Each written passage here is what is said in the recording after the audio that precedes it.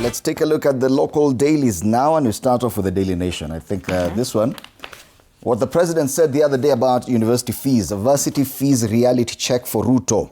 Is it a clamp down? Officials seek to downplay import of president's statement. So this is what the president said. Going forward, any student, so long as they have passed the examination and have been placed in a college or university, each one of them will get full funding for their higher education. He went on to say it will be the choice of parents if they want to pay. But if parents don't want to pay, we now have a model that will pay for every child. Kuna mzazi anaweza sema, no, me, I want to pay. Anyway. So he said, I implore on Parliament to expedite amendments to the HELB Act so that beginning September, we can make sure that any child who qualifies, funding does not deter them from achieving their goals. That is what the president said. But now people are questioning. President Ruto has promised to review the controversial higher education funding model that he introduced in 2022, scrapping the system under which students pay different amounts based on their financial strength, and instead ensuring full funding for all learners. However, his statement on Tuesday has sparked confusion over what exactly he meant. Will all students study for free? Will they receive sufficient loans and bursaries to cover their academic costs? This is what is covered on page 6 and 7, because maswali ni mengi. As it is right now, universities are yet to receive the disbursement that was allocated to them through the budget. Yes? In fact, the government owes a number of universities a lot of funding. Then the president comes and says, no, going forward by September, actually, they'll be fully funded. Every person who going to university will be fully funded. One, from where? 2, is it an allocation through the budget? Is it a loan? What exactly will happen? Where is this money coming from? Because if I told it was to happen in this financial year, that discussion should have been in the budget-making process. Yes, it is a loan. Because he's saying after they're done with school, then they'll be able to get employment and then they'll get slashed from there. But you look at this figures here. HELB already has a deficit of about 50%. The allocation of 56.71 billion, it requires 114 billion. So where is the deficit coming from? Where will this be plugged from? Are we going to borrow? And even borrowing, you have to plan it through the budget-making process. So what exactly did the president say? Because people like David Ndii, who's the president's advisor, has also told people as they discuss, no, he did not say he'll fund people fully. So what exactly did the president mean? I think what we're asking for, because it is a very nice proposal and no one would say no to such, but what exactly did the president mean? If at all the Ministry of Education would come out, or the president clarifies, or State House clarifies, it would really mean a lot to Kenyans. I feel like there wasn't enough consultation done before he made that announcement. With stakeholders, Ministry of Education, just everybody who is concerned with matters of higher education. So that's why there's still lack of proper communication there. It is a very big pronouncement by the president. We do hope it actually works out. Fully funded university students, why not? Why not? So that story is on page 6 and 7. You can read more to understand why people are questioning what will happen. All Kalau goons roam free despite president's order. The president also had said that these people will be arrested and prosecuted. Days later, so a lot of questionings of some of the statements by the president. Anaongea tu ama whatever he says means something. CCTV footage reveals Ojwang's last moments is another story there, and we continue following that in the courts as police officers and other investigators continue presenting CCTV footage to the court. There's a launch. The former Vice Chancellor of the University of Nairobi, it was Stephen Kiamagetahi. He's finally launching his autobiography this week, and the Daily Nation is serializing the same. In the first tranche of that serialization, he talks about student goons, very apt, dirty politics, and rise of Babu Owino.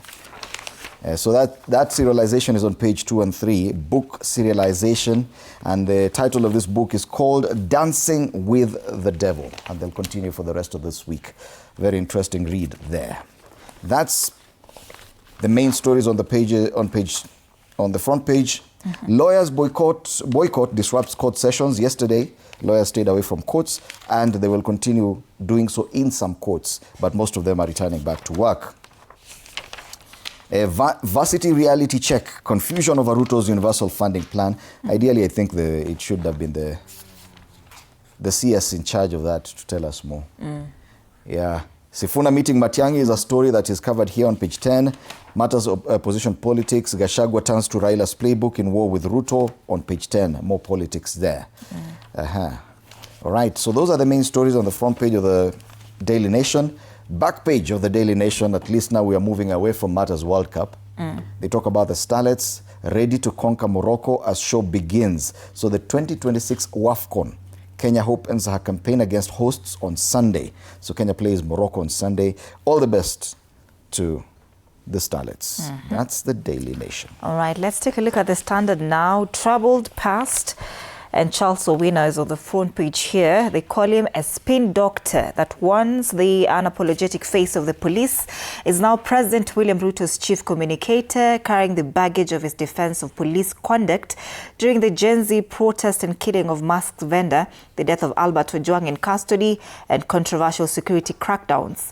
Now, critics see a loyalist appointed to defend the indefensible as public anger over police brutality, governance failures, and worsening economic hardship intensifies.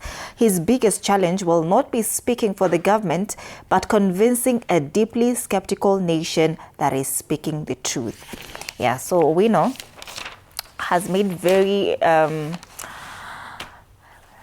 let's say, remarks that are not quite empathetic before. That is why I think the Standard is talking about now whatever he's going to say moving forward will have a lot of questions, whether he's saying the truth, whether he means it. But I also think this is a compliment to the gentleman, because when he was police spokesperson, he was always ready to answer any questions, and he could spin any story in any direction and still come out like the police are doing something good. So they're saying now, as government spokesman, if he does the same, this government could be lucky. Atasafisha rada. Atasafisha rada. That's what they're saying is a spin doctor. There's something here. This story has been captured on page 6, and Owino's past statements continue to draw scrutiny.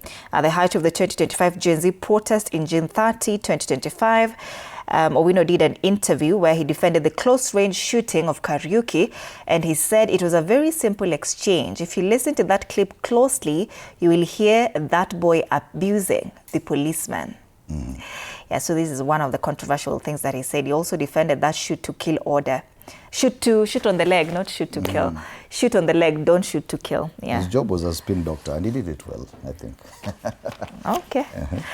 Coolidge is on the top strip. Numbers don't lie. Opposition will pick the best to face Ruto. This is a special report. Former Deputy President Rigathi Gachagua says the decisive factor in settling on a candidate to face President William Ruto will be the votes each aspirant brings to the table, arguing that considerations such as age and experience are secondary. Yes, so kila mtu bado anaenda kwa consolidate votes and bring to the table for the opposition. On the inside pages, CCTV tears holes in police story on Ojwang's death. That story is on page 2. Health workers strike fault governors on CBA. That's another story still on page 2. Clergy says get rid of goons so risk flawed elections. I also feel like the clergy is always just speaking without really doing much about what they're saying. Do we still listen to them? That's the thing. Yeah. You still listen to them? That's the question. That's the question. They can continue talking, by the way. Yeah. It's allowed. Yeah. It's but allowed. Who's listening? Yeah. Still on the Standard, Matiang'i, Sifuna in strategy talks ahead of 2027 showdown. And there's another story that has captured that, another paper, and we'll be taking a look at that. Boycott paralyzes court business as LSK judiciary standoff deepens. That's another story on page 5. That's a story about teachers. Teachers seek fresh pay deal after civil servants awarded hefty raise. Yeah, walikuwa awarded 700 Kenyan shillings. I know they'll not get the last of it when you're here. Now you're 700 walipewa. They're not happy about it. They're not happy about it. But it's better than nothing. They're calling for a review. I said, we need to negotiate a bit more. And by 1st August, civil servants will be getting a pay raise. So. And theirs will not be that meager. Yeah. Yeah, from TSC critic to commissioner, the irony behind Sosion's return. And yes, Wilson Sosion was one of our regular panelists every Thursday here. Yeah. Today being a Thursday now, after he's been appointed to the TSC as a commissioner. that's it. We can no longer sit on our panels just like that. So Sion. Unless he's just coming to talk about teachers. Yeah. But congratulations to him, Mwalimu Wilson Sossion. He's been with us for quite a while. So congratulations on your new appointment. Right. So if approved by Parliament, the former NAT boss will help oversee policies he fiercely opposed as a union leader. On the back page, shame of 300,000 reward for KVF League champs after grilling season. That's the Standard, a very interesting paper today. So you can grab a copy. All right. From the bold newspaper to the fresh, independent and different. That's the Star. So it talks about Matiang'i, and I think you've mentioned that as well from the Star, from the Standard. Matiang'i left out as Sifuna Kalonzo combo takes shape. But what you're seeing on other papers is that meeting between Sifuna and Matiang'i. But now this paper talks about how Matiang'i has been left out of that. From being Uhuru's preferred frontrunner, he's now struggling to survive. People are no longer talking about Matiang'i as a possible flag bearer in the opposition ticket. Because everyone is talking about Kalonzo, Sifuna, Kalonzo, Sifuna, Sifuna, Kalonzo. And Sifuna is getting a lot of support from across board. What does it mean for Matiang'i, who is a deputy party leader of Jubilee and has the support of former President Uhuru Kenyatta? You can read that story on page 6 of this paper. The story about Albert Ojwang continues. In court, CCTV viewing raises fresh questions in Ojwang case, and those videos have been made available online. You can just watch it for yourself. And it's disturbing. I know it is still a case in court, but very disturbing. So this is just, we're talking about the evidence there. Former Central Police Station OCS Samson Talam, John Muhwana, Peter Kimani, John Gige Gitao, Jean Amitu Abwao, and Brian Moneki. These are just some of the suspects in the dock during the hearing of the murder trial of teacher and blogger Albert Ojwang at the Kibera Law Courts in Nairobi yesterday. You can read more on that on page 2. Detectives arrest prime suspect in murder of TUK lecturer Edgar Mokua. Wale watu walikuwa involved in the death of this lecturer. The main suspect has been arrested. And President Ruto's running mate headache as 2027 election arithmetic shifts. Now this ideally I think should have been, make a spread deal 4 and 5. I think that's what they wanted to deal with. So Ruto's possible running mates, Kithure Kindiki, Moses Wetangula, Musalia Mudavadi, Gladys Wanga, Wycliffe Oparanya, Hassan Joho, Anne Waiguru, John Badi. Hapa ni shida. This is a headache. Hadi Oparanya? Hata Oparanya. This is a headache. And that's the spread on pages 4 and 5 of this paper with an analysis by Dismas Mokua, where he says Ruto needs a running mate with 3 qualities. Which qualities are those? Grab yourself a copy of this paper. Fresh, independent, different. The Star is going for 60 bob here in Kenya. Alright, Taifa Leo, Sifuna na Matiang'i wapangana. Naibu kinara wa chama cha Jubilee Daktari Fred Matiang'i na kiongozi wa vuguvugu la Linda Mwananchi Edwin Sifuna wameanzisha ushirikiano wa kisiasa kuhakikisha mmoja wao anatoa nafasi ya kupeperusha bendera ya upinzani kwa wadhifa wa urais katika uchaguzi mkuu wa mwaka ujao. Wanasiasa hao wanalenga kuhakikisha maeneo ya Magharibi na Nyanza yanasajili wapiga kura zaidi ya milioni 5, idadi ambayo itarahisishia mmoja wao kupata tikiti ya upinzani vinara wakikaa mezani kuteua mgombeaji. Huku viongozi tofauti wa upinzani wakimezea tikiti ya kuwania urais mwaka ujao, wawili hawa wabuni mbinu mpya. So what happens if neither of them is chosen by the united opposition? That's a story on page 2. It's a Western axis now that they're talking about Western Kenya, Bungoma, and then extending to Kisii.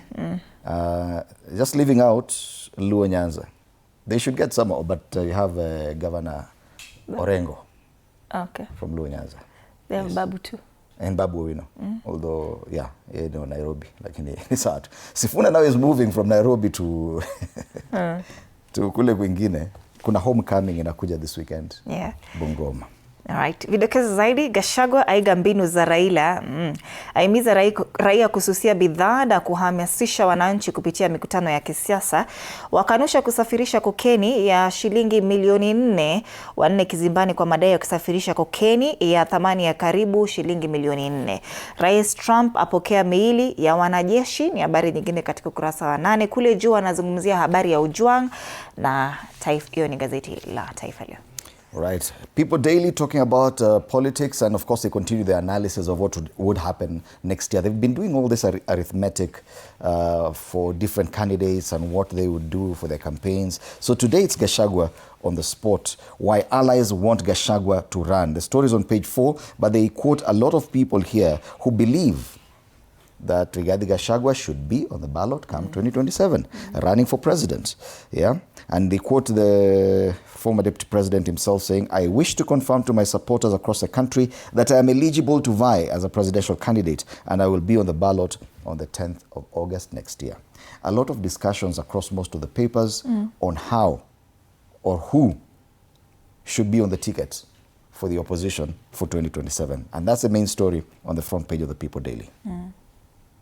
From that, we take a look at business. Treasury ousts 4 Kenya redirectors amid clashes. Ejection follows fight between CEO and board, and minority investors demand 3 seats in legal suit. That's another story on page 2. They say 60% treasury stake in the Kenya Reinsurance Corporation, Kenya Re. That story on lawyers as they boycott court is also given prominence on the inside pages today. All phones, laptops, they have a 1-year warranty. Yeah. So all mobile phones, tablets and laptops sold in Kenya must now come with a minimum 1-year warranty and a return policy under new consumer protection rules, putting vendors at risk of fines of at least 500,000 shillings for breaches. But zinakuanga na warranty ya 1 year ama sio zote? Nafikiri kuna zile zinakuja bila. Especially refurbished phones. Those ones come without warranty. Ukinunua wewe beba mzigo. A used phone, that's done for you. That's the business daily. Right. Quickly in Uganda, because we still don't get even the e-paper comes a bit late. So they talk about varsity scholarships set for major vice chancellors to become accounting officers. More or less the discussion we're having in Kenya, funding for universities. That's a big story. Plus, General Moses Ali laid to rest. Moses Ali was actually the 2nd deputy prime minister in Uganda up until May this year, when he retired due to medical reasons, and passed on early this week, and he was laid to rest yesterday. All right, so that's the main story in Uganda. We cross over Tanzania. The Citizen, business as usual won't fly here, state entities told. Yeah, wanasema uni treasury registrar Nehemiah Mchechu. Public institutions have been challenged to abandon the business as usual approach and embrace innovation, accountability, and performance-driven leadership. Tanzania to list debut shilling bond on London Stock Exchange. That's another one. An interesting story there about Tanzania's prospects elsewhere. Gazeti la Mwananchi, Lissu mkuu wa gereza walivyobanana kotini, wanaendeleza kuhadithia habari za kule kotini. And I think the picture today on the Mwananchi is even clearer that Tundu Lissu kuna dreadlocks sasa. Amekaa kizimbani kule korokoroni mwaka mmoja na zaidi ya mwaka mmoja. Yeah. Sasa kuna dreadlocks. Sasa mwenyekiti wa Chadema Tundu Lissu hapa amepigwa picha akikumbatiana na kada wa chama hicho, mchungaji Peter Msigwa, katika chumba cha mahakama kuu jijini Dar es Salaam. Lissu na Msigwa wameonana kwa mara ya kwanza tangu kada huyo arejee Chadema akitokea CCM. Ni kesi tu inaendelea. Gen Z kuteka soko muhimu la bidhaa hizi ni habari nyingine kwenye ukurasa wa mbele wa gazeti hili la Mwananchi. And those are the local and regional dailies today. Let's come back and take a look at the cartoons. This morning, the cartoons